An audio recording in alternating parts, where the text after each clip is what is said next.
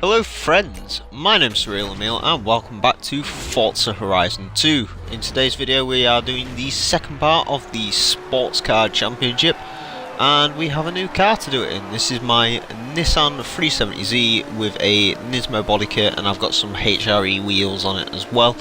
Don't usually modify cars with body kits, but this one looks pretty damn fine if you ask me. So anyway, what I wanted to talk about in this video was DLC that I wanted to see come for Forza Horizon 2. Now, this is in the form of, I've got a list of 15 cars here and a few others, but we'll see how many I can actually get through. But anyway, first of all, I've just got to explain a few things off the bat. One, you can't have Porsches in Forza. Because EA owns the license for Porsche, and basically if you want to put Porsches in your game you have to put a large proportion of money to EA or a share. Basically, if you remember the Forza 4 Porsche pack, yeah, that was £15 and most of the money for that went straight into EA's pocket. Also, I'm not your usual type of guy. I don't want the McLaren 650S or anything like that. I don't usually, most of the cars that I want to see are more hot hatchy normally cars. I don't know, I like driving them in racing games. I don't know, I'm weird. So anyway, I guess we'll get into it with a normalish car. This is the Citroen Saxo 1.6 VTR and that's going to be a hot hatch. Pretty cool car, regarded as actually quite a good modern hot hatch if I remember rightly, so yeah, that should be a pretty cool one. Next up we got the 2015 Honda Civic Type R. This looks very well set to be possibly the best Civic Type R of them all. 280 brake horsepower and it looks pretty damn awesome. Next up we got the Skyline R33, the only modern-ish Skyline that isn't in the game. It desperately needs to be because the R33 is actually my favourite Skyline of them all. Next up I got the Ford Escort Mexico Mark 1, awesome car. We do have a 1977 I think Escort Mark 2, however that just isn't the same, is it? Also, we got the Lotus Esprit V8. This is a Esprit. Sorry, I'm used to saying Esprit. But anyway, Esprit V8. A lot of people want this car in the game. Actually, I'm not alone in that. It's a pretty cool car. It's in Forza 5, so it shouldn't be too hard to bring back over. Next up, we got the Volvo 850R. This is a wagon type vehicle, which we first saw in Forza 4. Absolutely awesome car. It used to dominate B class, if I remember rightly. Next up we got the Fiat Coupe 20 valve, which is a pretty awesome Italian sports car. Features a 2 litre turbocharged engine. Again, we saw it in Forza 4, and if you want to know what I actually mean by Fiat Coupe, it's the one Jerry Clarkson used in the police car challenge.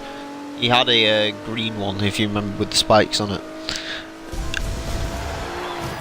And across the finish line. That was intense. Well done.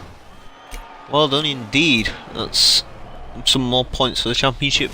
See what I mean though, this Nissan is actually a pretty damn good looking car, if I do say so myself. I think the Nismo body kit really does help it out, because I mean, I like the 370Z, I prefer it over the 350. I didn't when it first came out, but I do now. But I don't know, I think the spoiler and the just the body kit just sets it off a bit more. Anyway, car, money. God damn it. I don't like receiving money. Anyway, I will see you guys at the next event. Watch it. Tit. Okay, so we are at the next event and it's going to be a cross-country event. Ah, great. In a low-down modified sports car. At least it's going to be better than if we had done it in the Alpha. The Alpha wouldn't really like off-road. The Alpha's quite small, but I wonder if the AI has put any Alphas in. I presume they have. Oh, they have. Oh, and an F-Type as well. Richard Hammond stuff one of them in a wall this week. Anyway, back to my little list I've got going on here. The 8th car on my list is the Volkswagen Polo GTI Mark III.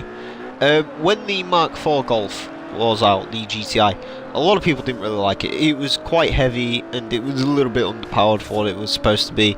So Volkswagen responded by sending the Volkswagen Polo GTI out into the world, and basically everyone loved it because it was roughly the same weight as the original Golf. It had roughly the same power as the original Golf, and yeah, it was generally accepted as a really good hot hatch, and to this day it still has many dedicated fans. It might also be on this list because I own a 6N2, but shh, we don't speak about that. Next we got the 2001 Impreza Bug-Eye. Now, this is one of the only versions of Impreza that isn't in this game, and I actually really like the Bug-Eye. I don't think he's ever been in a Forza game, the Bug-Eye. The Blob-Eye has, but the Bug-Eye hasn't. Next up, rather controversially, I've got the Aston Martin DB7 here.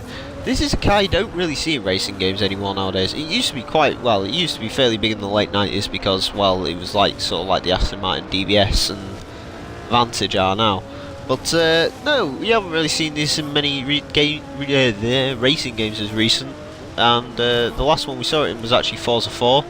But, God, can you not? Wow, okay, bit of a stupid move on my part.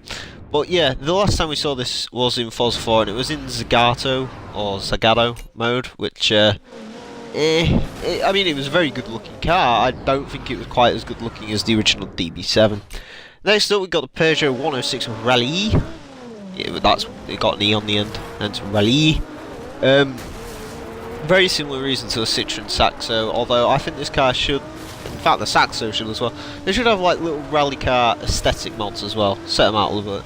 But yeah, the Rally is basically a 106 which has been stripped out to bare minimum, a little bit more power in it, and I think it did quite a few of them running the 1600 series in Rally, although I don't hold me to that. Next up, we got the Austin Healey Sprite. If you don't remember this car from Forza 4, it was very tiny and it was basically like driving a go-kart. It was humongous amounts of fun, this car, and I desperately love it to be back. Number 13, the unlucky, I've got the BMW M135i. A car I didn't initially like when it got launched, however, I don't know, I kind of like the new 1 series now. So yeah, it was in Horizon 1, it was DLC for that game, and it was an absolutely fantastic driving car.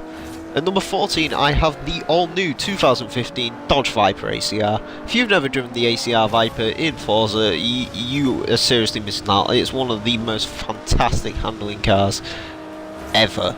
It's so fantastically good. And finally, at number 15, I have the Hennessy F5. This is the 290 miles an hour, 1400 horsepower supercar, or hypercar even, Hennessy is producing soon. So a few runner-ups I actually had here, there's none really to know. The Chevy El Camino because it's cool, and the Renault Espace F1 because it's a people carrier with an F1 engine. And I'm going to leave links down in the description to all these cars so you can check them out. And my name's been the Room, and I'll see you guys later.